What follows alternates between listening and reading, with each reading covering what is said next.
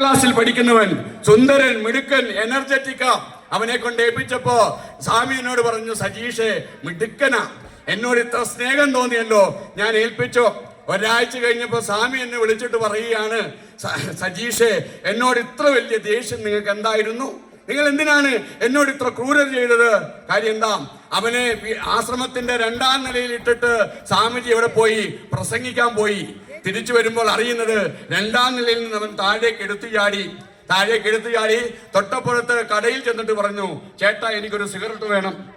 കണ്ടത് കുഞ്ഞതായതുകൊണ്ട് ചേട്ടൻ ചോദിച്ചു, ആർക്കാടാ സിഗരറ്റ്? അതെനിക്ക് വലിക്കാനാ, പോടാന്നും പറഞ്ഞ് ഓടിച്ചു. കടക്കാരൻ തിരിഞ്ഞപ്പോ അവൻ അകത്ത് കയറി സിഗരറ്റ് എടുത്ത് വലിച്ചു. ആ സിഗരറ്റ് എടുത്ത് വലിച്ചു. അവിടെ പ്രശ്നമുണ്ടാക്കി.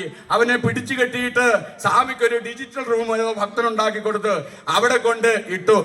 വൈകുന്നേരമായപ്പോ ആ ഡിജിറ്റൽ റൂം മുഴുവൻ 7ാം ക്ലാസ്സുകാരനെ അടിച്ചു തകർത്തു.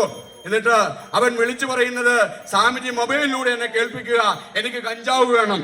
ആ കഞ്ചാവ് വേണമെന്ന് പറഞ്ഞവൻ വെറും 7ാം വയസ്സുകാരനാണ്. ഓർക്കുക, ഇന്നത്തെ യുവത്വത്തിന്റെ ഭാഷ എവിടേക്ക് പോകുന്നു? അവിടെ ശ്രീനാരായണ ധർമ്മം ഹൃദയത്തിലും ആത്മാവിലും നെഞ്ചിലും പേറുന്ന ഒരു യുവജനത ശ്രീനാരായണ ധർമ്മപരിപാലന യോഗമെന്ന ഈ പ്രസ്ഥാനത്തിലൂടെ കടന്നു വരണം. അങ്ങനെ കടന്നു വരണമെങ്കിൽ എന്തുണ്ടാവണം? നമ്മുടെ ഈ കൺവെൻഷനുകളിൽ നിന്ന് മടങ്ങുമ്പോൾ നമ്മുടെ ശാഖയിൽ കുമാരി സംഘം ഉണ്ടോ? നമ്മുടെ ശാഖയിൽ ബാലജന സംഘമുണ്ടോ? ബാലജന യോഗമുണ്ടോ?